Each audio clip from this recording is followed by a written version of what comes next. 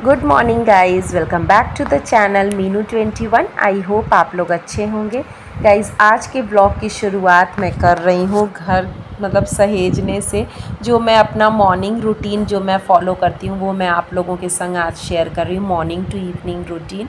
और आज ना सब बच्चे चले गए, फिर मेरे हस्बैंड ऑफिस चले गए, तो मैं सबसे पहले बिस्तर लगाती हूँ, क्योंकि सो के उठने के बाद ना बच्चे भी सोए रहते हैं, फिर उनको उठाने में, फिर ब्रेकफास्ट बनाने में एक के बाद एक बनाना रहता है ना, तो इतना टाइम नहीं मिलता है कि मैं बिस्तर सही करूँ। तो जब सब लोग चले जाते हैं ना और मेरी जो हेल्पर हैं वो आती हैं, तो वो अपना दूसरा काम बर्तन धुलने का काम करती हैं, तब तक मैं अपने सारे बिस्तर सही कर लेती हूँ।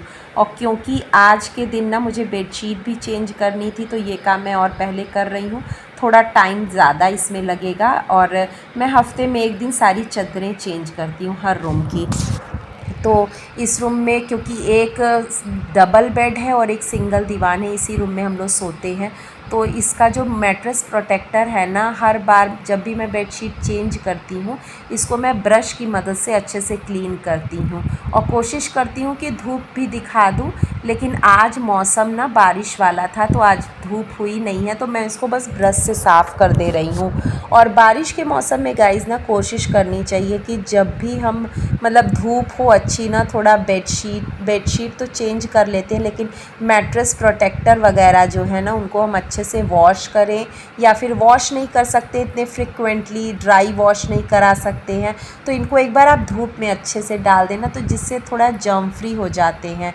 और कभी कभी ना मैं कोशिश करती हूँ कि बेकिंग पाउडर का स्प्रे करके भी इसको क्लीन करती हूँ, क्योंकि मेरे पास वैक्यूम क्लीनर नहीं है, तो बेकिंग पाउडर वाला भी सल्यूशन जो बना के और फिर उसको क्लीन करते हैं ना, तो उससे अच्छे से गद्दे भी क्लीन हो जाते हैं। क्योंकि ये मैट्रेसेस हैं तो इनको धूप में तो आप रख नहीं सकते। हाँ, अगर आपके पास रुई के गद्दे हैं तो उनको आप धूप में डाल सकते हैं, जिससे ना कि वो जर्म फ्री हो जाएंगे। लेकिन मैट्रेस को साफ़ करने के लिए आप बेकिंग जो पाउडर होता है उसको छिड़क के, और फिर उसके बाद जैसे गीले कपड़े से उसका प्रोसेस है, ईज़िली सब लोग, बहुत लोग उसको बता चुके हैं, तो वो बहुत कॉमन हो चुका है, और मैं भी कई बार उसको ट्राई करती हूँ साफ़ करने के लिए, तो उस तरह से साफ़ हो जाता है मैट्रेस। और सबसे अच्छा है कि जो हमारे पास पुरानी बेडशीट्स वगैरह होती हैं ना, आप अपने मैट्रेस में उससे कवर सिलवा लीजिए। अगर आपको स्टिचिंग आती है तो आप ईज़िली उसको सिल लेंगे, और अगर आप नहीं सिल पाएंगे ना, तो आप पुरानी बेडशीट या कोई नया कपड़ा लेके टेलर को बता देंगे ना अपने मैट्रेस की विड्थ और लेंथ के हिसाब से, वो आपको बहुत इकोनॉमिक पॉइंट ऑफ व्यू से भी बहुत कम रेट में आपका अच्छे से उसका कवर सिल जाएगा, और आपकी पुरानी बेडशीट्स का रीयूज़ भी हो जाएगा। क्योंकि कई बार क्या होता है ना कि हमारी बेडशीट्स अच्छी खासी होती हैं, बस वो धुलने की वजह से कलर फेड हो जाता है, या हम देखते देखते बोर हो जाते हैं, तो आप उनका ऐसे इस्तेमाल कर सकते हैं। क्योंकि बेडशीट बहुत लंबी चौड़ी होती है। मैं कई बार क्या करती हूँ ना, जैसे बेडशीट जो सिंगल बेडशीट्स फट गई हैं, या कई बार बच्चों से फट जाती हैं, कई बार बच्चे क्राफ्ट बनाते समय कैंची से फट जाइए, ऐसे हो जाता है ना, तो उनको मैं छोटे छोटे पीसेस में काट के उनकी किनारियों को मोड़ के आप किचन टॉवेल की जगह इस्तेमाल कर सकते हैं। तो ये इस तरह से ना आप रीयूज़ कर सकते हैं। और गाइज़ अब मैं आ गई, मैं ना उस दिन मार्केट गई थी तो मैं खोया ले आई थी, और इसको मैं भून रही हूँ, इसमें सूजी भी भून के मिला रही हूँ। Hello guys, welcome back to the channel Meenu 21। I hope आप लोग अच्छे होंगे। गाइज़ अभी मैं एक मिठाई बनाने की तैयारी कर रही हूँ, जो कि बहुत ही स्पेशल मिठाई होती है और हम सभी को बहुत पसंद होती है, और होली में बनती है। लेकिन इस बार ना होली में मैं बहुत बीमार पड़ गई थी, शायद उसी को बनाने की वजह से रात भर जग के बनाई थी मैं, तो फिर मैं खा तो बिल्कुल नहीं पाई, बच्चे भी नहीं खा पाए। बनाए तो खूब सारा थे, लेकिन हम ही पड़ गए तो कोई उतना खा नहीं पाए, मैं तो बिल्कुल भी नहीं खा पाई। तो वही मैं बना रही हूँ। उस दिन मैं 200 ग्राम खोया लाई थी, तो मैं थोड़ा सूजी भून के डाल रही हूँ, तो जब बनाऊँगी तो आप लोगों को चलिए दिखाऊँगी। तो गाइज़ मैंने उसका मटेरियल तैयार कर लिया था और फिर मैं उसको रख दी थी। ये नेक्स्ट डे का है, जब मैं ना आज बच्चे जब एकेडमी गए हैं, दोपहर का टाइम ना हमारा सबसे फ्री टाइम होता है। तो आज मैं सोई नहीं क्योंकि मुझे आज गुजिया बनानी थी। तो इसका ना मैं आटा बना रही हूँ। तो आटा बनाने के लिए ना आपको थोड़ा मोयन देना होता है क्योंकि जिससे ये क्रिस्पी बनेगा। और गाइज़ बनने के बाद ना ये इतना टेस्टी लगा था कि मतलब सब लोग इसकी तारीफ़ कर रहे थे। मेरे हस्बैंड भी बोल रहे थे कि बहुत अच्छा। तो मैं यहाँ मुझे ना कोई भी काम करना होता है, मुझे लगता है कि आराम से सुकून से बैठो, भले कितना भी ज़्यादा काम हो मैं कर लूँगी, लेकिन थोड़ा सुकून चाहिए होता है, कोई डिस्टर्बेंस वगैरह ना हो। तो दोपहर का टाइम है, बच्चे एकेडमी चले गए थे और हस्बैंड अभी आए नहीं हैं, तो मैं सोची कि बना लूँगी। तो गाइज़ यहाँ पे मैं बैठ के आराम से बना रही हूँ क्योंकि मुझे बनाते टाइम ना बिल्कुल सुकून से बनाने का मन करता है, जब कोई डिस्टर्बेंस ना हो।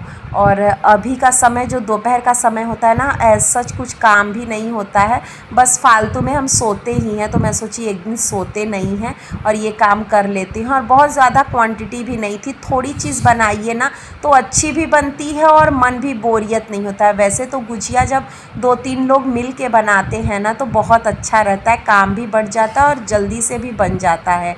मुझे याद है जब हम लोग छोटे थे ना और होली पे बनता था तो हमारी पूरी फैमिली बैठ के, मतलब मेरे पापा भी और हम लोग सब लोग बैठ के, मेरी दीदी, मैं, मेरे भैया, सब लोग बैठ के हम लोग गुजिया बनाते थे और इतना मज़ा आता था, इतना अच्छा लगता था। लेकिन यहाँ पे बच्चों से तो मैं नहीं, क्योंकि वो ना फिर बच्चे बहुत हड़बड़ी करते हैं और गुजिया ना बहुत इत्मीनान की चीज़ है, मतलब आप एकदम पेशेंस से बनाइए, नहीं थोड़े से में अगर फट गई ना तो पूरी ख़राब हो जाती है। इसलिए मैं रिस्क नहीं लेना चाहती हूँ। और गुजिया मेरी फेवरेट मिठाई है गाइस, मतलब मुझे बहुत अच्छा लगता है, मैं इसको खाने को रोक नहीं पाती हूँ। कभी भी मैं देखती हूँ ना तो मुझे लगता है कि अरे वाह मिल जाए खाने के लिए। और ये देखिए बन के बातों बातों में इतना तैयार भी हो गया। और इसको ना ढक के हमेशा रखना होता है, नहीं तो अगर पपड़ी जम जाती है ना। तो इकट्ठे मैंने सब बना लिए थे, फिर मैं तलने के लिए आई थी। और इसको तलने के लिए जो हमारा घी है ना, बहुत ज़्यादा गर्म नहीं होना चाहिए और ठंडा नहीं होना चाहिए, मतलब मीडियम होना चाहिए। तो एक छोटा सा मैंने पहले बॉल डाल के देखा था कि गर्म है कि नहीं तेल, और फिर उसके बाद मैंने डाला था सारी गुजिया। और बहुत ज़्यादा इसको जलाना भी नहीं है, देखिए इतना कलर अच्छा होता है। तो मैं ये मेरी गुजिया बनके और इतनी क्रिस्पी बनी थी। और गाइस आज गुरु पूर्णिमा है ना, तो मैं सोची कि भगवान जी को चढ़ा भी देंगे कुछ मीठा, और बहुत ही अच्छा टेस्टी बना था। और फिर मैं मंदिर भी गई थी भगवान जी के दर्शन करने के लिए, क्योंकि गुरु ऐसे हम लोगों ने गुरु मतलब दक्षिणा तो किसी से नहीं लिया, लेकिन मेरे भोले बाबा ही मेरे गुरु हैं। और गाइस शाम का समय, मतलब आज तो इतनी बारिश हुई ना कि पूछिए मत, कई बार बीच में धूप निकल जा रही थी, बारिश हो जा रही थी। तो ये 5वीं या 6वीं बार मैं कपड़े फैला रही हूँ। जब बारिश हो रही थी तो मैं अंदर लेके जा रही थी, फिर थोड़ी धूप निकल रही थी तो लग रहा था ना कि बाहर फैला दे। और देख रहे हैं इतनी ज़्यादा हवा थी, तो मुझे लगा कि हवा से भी सूख जाएंगे कपड़े, क्योंकि बच्चों के कपड़े तो रोज़ के ही हो जाते हैं। और यूनिफॉर्म भी बच्चों के थे, क्योंकि हर 2 दिन के बाद उनका ना स्पोर्ट्स का ड्रेस होता है। तो पैंट वगैरह भी आजकल बच्चे खेलते इतने गंदे कर देते हैं ना कि वॉश कर देती हूँ। और स्पेशली मुझे पैंट का ही लग रहा था कि यूनिफॉर्म की जो पैंट होती है ना वो थोड़ी थिक होती है। और अभी देखिए थोड़ी सी धूप चमक रही होगी आप लोगों को, तो बिल्कुल बादल सा हो जा रहा है, बारिश हो जा रही है और फिर उसके बाद धूप निकल जा रही है। तो मौसम का कुछ कहा नहीं जा सकता, लेकिन बहुत ही अच्छा मौसम हो रहा है। लेकिन जब धूप हो रही है ना गाइस, तो मतलब आप धूप में बिल्कुल निकल नहीं सकते, इतनी तेज़ धूप हो रही है। तो मैं वही आई थी और बच्चे अभी भी आए नहीं हैं क्योंकि एकेडमी यहाँ पे ना बच्चे आ गए हैं तो एकेडमी भी चले जाते हैं और उनके ग्रुप के बहुत सारे बच्चे भी मिल गए हैं। और गाइस अभी आंगन में शेड लगवाना है, वहाँ का शेड निकलवा के हमने आंगन में अभी ऐसे ही नीचे पड़ा हुआ है, क्योंकि 1-2 शेड्स और भी ख़रीदने हैं, क्योंकि यहाँ पे थोड़ी लंबाई ज़्यादा है तो उस हिसाब से लगवाने। और जो गैराज है ना उसकी भी जो शेड है, ऊपर की टिन है वो थोड़ी सी ख़राब हो गई है, तो 2 या 3 टिन हमें चेंज करानी है। तो वो सब काम कराना है और भी अंदर का बहुत सारा काम है गाइस जो हमें अभी कराना है, क्योंकि शिफ्ट होने के बाद कहीं कहीं पे वो इलेक्ट्रीशियन का काम हुआ ना तो वो तार वार सब हिल गए हैं, पूरा पेंट ख़राब हो गया है। तो फिर हम बाहर आ गए थे, मेरा काम हो गया था तो मैं बाहर चली आई थी। बच्चों का मैं इंतज़ार कर रही थी कि बच्चे आए तो फिर मंदिर चलूँगी साथ में। और ये देखिए मुन्नू भी आया है। यहाँ पे ना हमारे बगल में एक शेरू है, डॉग, मतलब स्पॉटी का फ्रेंड है, तो उससे मुन्नू, बिल्लियाँ मेरी दोनों डरती हैं। और गाइज़ ये नेक्स्ट डे मॉर्निंग का है। आज खूब रात भर बहुत ज़्यादा बारिश हुई थी और पूरे क्यारी में पानी भर गया था। तो आज हम लोगों को ना मतलब सुबह से ही बारिश हो रही थी और बच्चों को सुबह उठने में इतना आलस आ रहा था कि बोल रहे थे मम्मा आज नहीं जाते, लेकिन मैं बोली नहीं, अब तो बारिश का मौसम ही शुरू होने वाला है तो ऐसे नहीं चलेगा, बारिश तो जानी ही पड़ेगा, मतलब स्कूल तो जाना ही पड़ेगा। और फिर उसके बाद बच्चे स्कूल गए ना, फिर 1 घंटे बाद ही धूप तेज़ निकल आई थी। तो आज हमारे यहाँ ना ट्रैक्टर से जुताई हो रही है, क्योंकि फिर अब धान भी लगाना है। हमारा धान थोड़ा टाइम लग गया, लेट हो गया। और जब हम लोग मंदिर से आ रहे थे गाइस, तो ये देखिए एक बंदर था। मैं इसको पास से तो नहीं कैप्चर की, क्योंकि एक बार मैं ना रिकॉर्ड कर रही थी एक बंदर का, तो पूरा बंदरों का झुंड हम लोगों पे आ गया अटैक करने के लिए, तो मैं दूर से ही इसका करतब रिकॉर्ड की हूँ। और आज देखिए हमारे यहाँ रुपाई हो रही है धान की। और ये 2-3 लेडीज़ आई थी और इतनी जल्दी इन्होंने, मतलब सुबह ये लोग 8 बजे से लगे थे रुपाई करने में, और 1 बजे तक पूरे इतने बड़े क्या खेत का ना ये लोगों ने रुपाई कर दिया, मतलब धान को लगा दिया। और आज की धूप भी गाइस बहुत तेज़ है, लेकिन ये लोग तुरंत लगा दिए, ये लोग एक्सपर्ट हैं। गाइस मेरे मायके में और मेरे ससुराल में इतना हमारा खेत है, लेकिन मैं कभी भी रुपाई होते देखी नहीं थी।